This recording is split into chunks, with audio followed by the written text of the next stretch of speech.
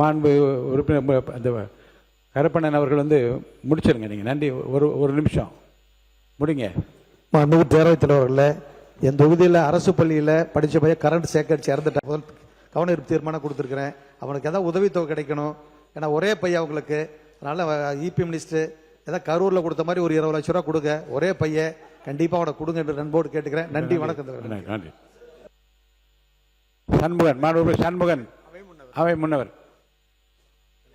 மாண்பு பேரவைத் தலைவர்களை, பவானி சட்டமன்ற உறுப்பினர் முன்னாள் அமைச்சர் அவர்கள் சொல்லுகிற போது போன முறை அதை சொன்னார்கள். அதற்கான உரிய நடவடிக்கை அரசின் சார்பாக எடுக்கப்பட்டிருக்கிறது. அவருக்கு நிவாரணம் வழங்குவதற்கும் அரசு நடவடிக்கை மேற்கொண்டிருக்கிறது. மாண்பு சண்முகன் ஒரு வரியில சொல்லுங்க.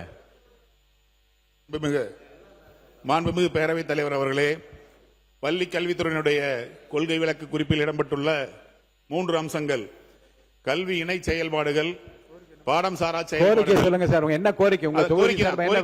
அதன் தொடர்பாக கோரிக்கை மாணவர் திறன் மேம்பாடு மற்றும் தொழில் திட்டம் குறித்த ஒரு கோரிக்கை. என்ன சொல்லுங்க? இது மிகவும் வரவேற்கக்கூடிய திட்டம். இது அரசு பள்ளிகளில் நடத்தும் பொழுது பாடத்தோடு பாடமாக வகுப்பறைகளில் ஆசிரியர்கள் மூலமாக நடத்தப்படாமல் தனி சூழலில் தனி பயிற்றுனர்களை வைத்து ஒரு பயிலரங்கமாக சிறப்பு கவனம் எடுத்து செய்தால் அந்த குழந்தைகள் சூழல் மாறி அந்த கற்பிக்கும் திறன் மேம்படும் என்பது என்னுடைய கருத்து. இது கோரிக்கையாக வைக்கின்றேன். ஒரே ஒரு கோரிக்கை அரசு பள்ளிகளில் பெற்றோர் ஆசிரியர் சங்கம் என்று ஒன்று உண்டு. பெரும்பாலான பெற்றோர் ஆசிரியர் சங்கங்களில் இருக்கக்கூடிய அதன் தலைவர்கள் பள்ளியில் படிக்கக்கூடிய மாணவர்களின் பெற்றோராக இருப்பதில்லை.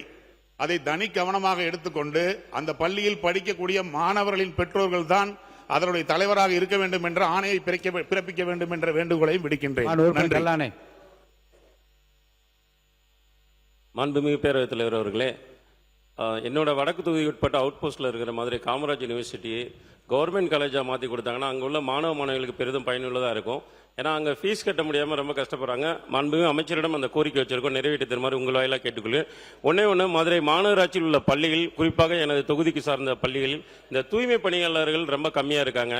அது நம்ம மேற்பார்வை நியமித்து அதன் மூலமா தூய்மை பணியாளர் நியமிக்குமாறு அன்புடன் கேட்டுக்கொள்கிறேன். மாண்பு உறுப்பினர் ஜெயசுதா அவர்கள். மாண்புமிகு பேரவைத் தலைவர் அவர்களே, இந்திய குடியரசான பிறகு முதலில் உருவாக்கப்பட்ட நகராட்சி ஆரணி நகராட்சி. ஆனால் அந்த ஆரணி சட்டமன்ற தொகுதியில் இதைவரை ஒரு கலைக்கல்லூரி கூட இல்லை. மாண்புமிகு உயர்கல்வித்துறை அமைச்சர் அவர்கள் தயவு செய்து ஆரணி சட்டமன்ற தொகுதிக்கு ஒரு கலைக்கல்லூரி அல்லது ஒரு மகளிர் கல்லூரி கொடுக்குமாறு கேட்டுக்கொள்கிறேன். உங்களுடைய ஆளுங்கட்சி சட்டமன்ற உறுப்பினர் அந்த கோரிக்கையை வைத்திருக்கிறார். ஆளுங்கட்சியில் பல அடைமழை பெய்தாலும் எங்களுடைய தொகுதிகள் தூரலாவது தூறுவதற்கு இந்த ஆட்சியானது வழிவகை செய்ய வேண்டும். அது மட்டுமல்ல, ஆரணி தொகுதியில் கிட்டத்தட்ட 3 ஸ்கூலுக்கு அப்கிரேட் செய்ய வேண்டிய உள்ளது. அதற்கான பணமும் இடமும் ஆனது மாவட்ட முதன்மை கல்வி அலுவலகத்தில் ஒப்படைக்கப்பட்டுள்ளது. அதனால அறிவார்ந்த பள்ளி கல்வித்துறை அமைச்சர் அவர்கள் இந்த உத்தரவை கொடுத்து ஆரணி சட்டமன்ற தொகுதியில் உள்ள ஸ்கூலுக்கெல்லாம் அப்கிரேட் 3 ஸ்கூல், அதுல குறிப்பாக தேவிகாபுரம் ஊராட்சி, அதே மட்டுமல்ல மேல்நகர் ஊராட்சி, கடுகுனூர் ஊராட்சியில் கண்டிப்பாக கொடுக்குமாறு தயவு செய்து கேட்டு தங்கள் வாயிலாக கேட்டு அமர்கிறேன். வைத்தியலிங்கம். மாண்புமிகு பேரவைத் தலைவர் அவர்களே, மாண்புமிகு நம்முடைய பள்ளி கல்வித்துறை அமைச்சர் அவர்களிடம் கடிதம் கொடுத்திருக்கின்றேன். எனது ஜெயங்கொண்ட சட்டமன்ற தொகுதிக்கு உட்பட்ட குவாகம், திருக்கலப்பூர் இந்த 2 உயர்நிலைப் பள்ளியும் மேல்நிலைப் பள்ளியா தரம் உயர்த்தணும். அணைக்குடம், சலுப்பை, தேவனூர், மேலூர் இது நடுநிலைப் பள்ளியா தரம் உயர்த்தணும். அதே போல நம்முடைய மாண்புமிகு உயர்கல்வித்துறை அமைச்சர் இடத்துல நம்முடைய கல்வியியல் கல்லூரி ஒன்று என்னுடைய தொகுதி கேட்டிருக்கேன். அதே போல கல்லூரிக்கு ராஜேந்திர சோழன் அவருடைய பெயர் சுட்டணும்னு கேட்டிருக்கேன். அதை தாழ்மை அருகுந்து நடவடிக்கை எடுக்குமாறு அன்போடு கேட்டுக்கொண்டு விடைபெறுகிறேன். நன்றி. மாண்பு உறுப்பினர் கதிரவன். பேரவைத் தலைவர் அவர்களே, பரமக்குடி அரசு கலைக்கல்லூரியில் BA எக்கனாமிக்ஸ் பாடப்பிரிவில் கிட்டத்தட்ட 150 மாணவர்கள் பயின்று கொண்டிருக்கின்றார்கள். உயர்கல்வி படிப்பதற்கு அவர்கள் MA எக்கனாமிக்ஸ் பாடப்பிரிவு அங்கே இல்லை. புதியதாக MA எக்கனாமிக்ஸ் பாடப்பிரிவு தொடங்குவதற்கு பேரவைத் தலைவராக கேட்டுக்கொள்கிறேன். அதே போன்று நம்முடைய கௌரவ விரிவுரையாளர்கள் கிட்டத்தட்ட ஒரு 8000க்கும் மேற்பட்ட கௌரவ விரிவுரையாளர்கள் அரசு கலைக்கல்லூரியில் பேராசிரியராக இருக்கின்றார்கள். நான் 2003 ராமநாதபுரம் அரசு கலைக்கல்லூரியில் மாணவன். இந்த 2003 நான் படிச்சுட்டு இப்போ 42 வயசாயிருச்சு எனக்கு. இப்போ நான் சட்டமன்ற உறுப்பினர் வந்துவிட்டேன். ஆனால் இன்னும் எனக்கு சொல்லிக் கொடுத்த அந்த கெஸ்ட் லெக்சர் அதே கல்லூரியில் கெஸ்ட் லெக்சராக பணியாற்றி கொண்டிருக்கின்றார். அவருடைய அந்த கோரிக்கையை நிறைவேற்றி தருமாறு, அவருடைய சம்பளத்தை உயர்த்தி தருமாறு பேரவைத் தலைவராக மாண்புமிகு அமைச்சர்களை கேட்டுக்கொள்கிறேன். மாண்பு உறுப்பினர் ஜெகநாத் மிஸ்ரா, நீங்கள் மாண்பு ஜெகநாத் மிஸ்ரா இங்கே பாருங்க, நீங்கள் ரொம்ப நேரமாக நின்றுட்டே இருக்கீங்கன்னு முன்னாள் முதலமைச்சர் வந்து என்கிட்ட சொல்கிறார். நிற்க வேண்டிய அவசியம் என்ன? கையை உயர்த்துங்கள், வாய்ப்பு கொடுக்க வேண்டும் என்று நான் விரும்பினா கண்டிப்பாக கொடுப்பேன். பரவாயில்ல, இந்த பக்கம் கொடுக்குறேன், இங்கேயும் கொடுக்குறேன், என்னால் முடிந்த வரை நீங்கள் நிற்க வேண்டிய அவசியம் இல்லை. மாண்புமிகு பேரவைத் தலைவர் அவர்களே, எங்கள் தேனி மாவட்டத்தில் 4 சட்டமன்ற தொகுதி, கம்பம் சட்டமன்ற தொகுதியை தவிர்த்து மற்ற 3 தொகுதியிலும் 20க்கு மேற்பட்ட அரசு கல்லூரிகள் உள்ளன. சுதந்திரத்துக்கு முன்பும் பின்பும் எங்கள் கம்பம் சட்டமன்ற தொகுதியில் இதுவரை எந்த ஒரு அரசு கல்லூரியும் இல்லை. நம்மளுடைய அரசு எங்கள் கம்பம் சட்டமன்ற தொகுதியில் அனைத்து வசதிகளும் நிறைந்த விடுதி வசதியுடன் இன்றைய உயர்தர அரசு கலை மற்றும் அறிவியல் கல்லூரி அமைத்து தர வேண்டும் என்று மாண்புமிகு உயர்கல்வித்துறை அமைச்சர் அவர்களின் பதிலை உங்கள் வாயிலாக கேட்டு அமர்கிறேன். மாண்புமிகு உறுப்பினர் நீங்க தொடர்ந்து பேசலாம். மாண்பு உறுப்பினர் திரு SSP சையத் ஃபரூக் பாஷா அவர்கள். மாண்புமிகு பேரவைத் தலைவர் அவர்களே, நகராட்சி நிர்வாகம் மற்றும் குடிநீர் வழங்கல் துறை மானிய கோரிக்கை மீதான விவாதத்தில் பேச எனக்கு வாய்ப்பு அளித்தமைக்கு நன்றி. இந்த தருணத்தில் எனது கருத்துக்களை இச்சபையில் பதிவு செய்ய விரும்புகிறேன். சட்டமன்ற கூட்டத்தொடர்கள் நடைபெறும் போது, குறிப்பாக மானிய கோரிக்கைகள் விவாதிக்கப்படும் போது சம்பந்தப்பட்ட துறைகளுடைய அதிகாரிகளும் இச்சபையில் அமர்ந்து லாபியில் குறைகளையும் நிறைவுகளையும் கேட்பது மரபாக இருக்கிறது. மரபுகளை சட்டத்தை விட மேன்மையானது என்பதை பதிவு செய்ய விரும்புகிறேன். நகராட்சி வார்டுகள் மறுசீரமைப்பு வாக்காளர்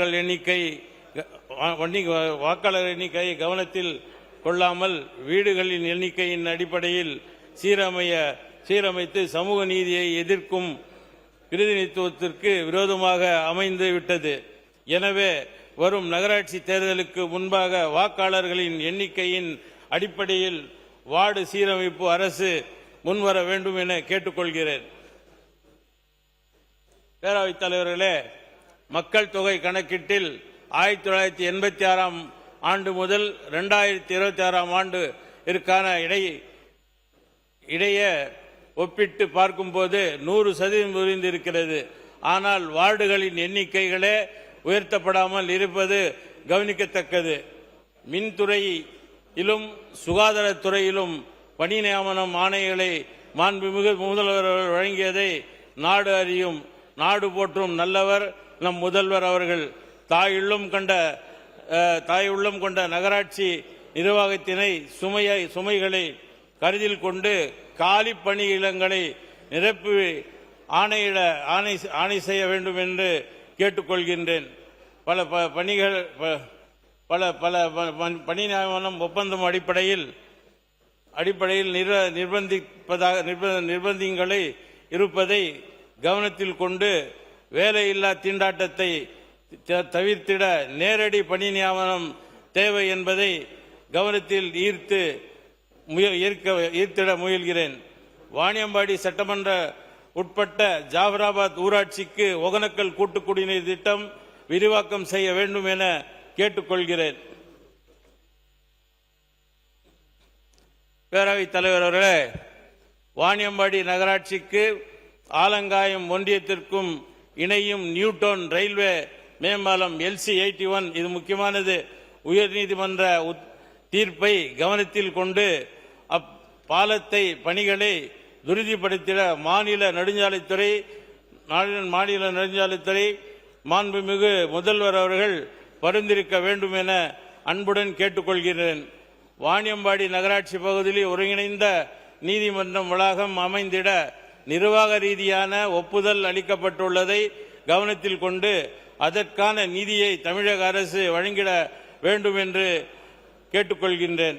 2006ஆம் ஆண்டு தமிழ்நாடு ஒதுக்கீடு வளர்ச்சிக்கு பட்ஜெட் நிதி ரூபாய் 55,000 கோடியாக இருந்து தற்போது மாண்புமிகு முதல்வர் ஜோசப் விஜய் சார் அவர்களின் ஆட்சியில் 4,72,4 கோடி 4,72 கோடியே 1,72,585 கோடியாக உள்ளது. ஆனால் சட்டமன்ற உறுப்பினர் ஆண்டுக்கான நிதி அன்று முதல் இன்று வரை 3 கோடி மிகாமல் இருக்கிறது. வரும் ஆண்டும் மொத்த பட்ஜெட் தொகை உயரும் பட்சத்தில் சட்டமன்ற உறுப்பினரின் ஆண்டுக்கான தொகுதி மேம்பாட்டு நிதி குறைந்தபட்சம் 10 கோடியாக உறுதி தர வேண்டும் என்று இவ்வாறு உயர்த்தப்பட்டால் இது மக்களின் நம்பிக்கைக்கும் தேவைக்கும் வசதியாக இருக்கும் என்பதை தெரிவித்துக் கொள்கிறேன். பேரவைத் தலைவர் அவர்களே, வாணியம்பாடி தொகுதியில் வாணியம்பாடி நகராட்சி எல்லை அருகாமையில் லாலா ஏரி என்னும் கிராமத்தில் அரசு புறம்போக்கு நிலம் உள்ளது. அதில் தமிழ்நாடு வீட்டு வசதி வாரியம் மூலமாக 1000 அடுக்குமாடி குடியிருப்புகளை கொண்ட வளாகம் அமைத்து தருமாறு கேட்டுக்கொள்கின்றேன்.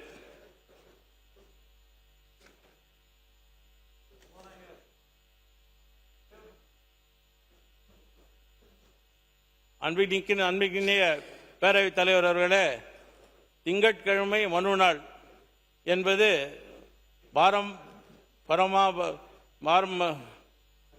பாரம்பரியமாக தொடர்கிறது. இதேபோல் வட்டாட்சியர் அலுவலகங்களில் களப்பணி என ஒரு நாள் மட்டும் நிர்ணயிக்கப்பட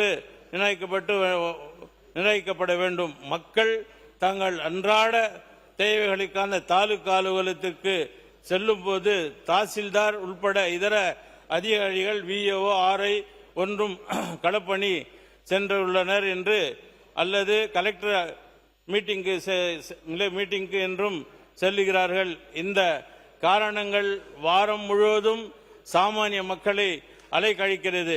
தாலுகா ஆபீஸ் நிர்வாகம் வெளிப்படையாக இருப்பது மட்டுமின்றி மக்கள் அணுக எளிமையாக இருக்க வேண்டும். எனது திருப்பத்தூர் மாவட்டத்தில் வாரத்து கால்வாய்கள் மற்றும் ஆறுகளின் கரைகளின் சீரமைக்கும் எல்லை கற்கள் அமைக்கப்பட்டதை கருத்தில் கொண்டு அங்கு வாழக்கூடிய ஏழை தொழிலாளர்களுக்கு குடிசை மாற்று வாரியத்தின் மூலமாக வீடுகள் வழங்க வேண்டும் என்று அல்லது சிறுபான்மையினர் மற்றும் பிற்படுத்தப்பட்ட நலத்துறையின் மூலமாக வீடுகளை கட்டி வீட்டுமனை பட்டா வழங்க வேண்டும் என்று கேட்டுக்கொள்கின்றேன்.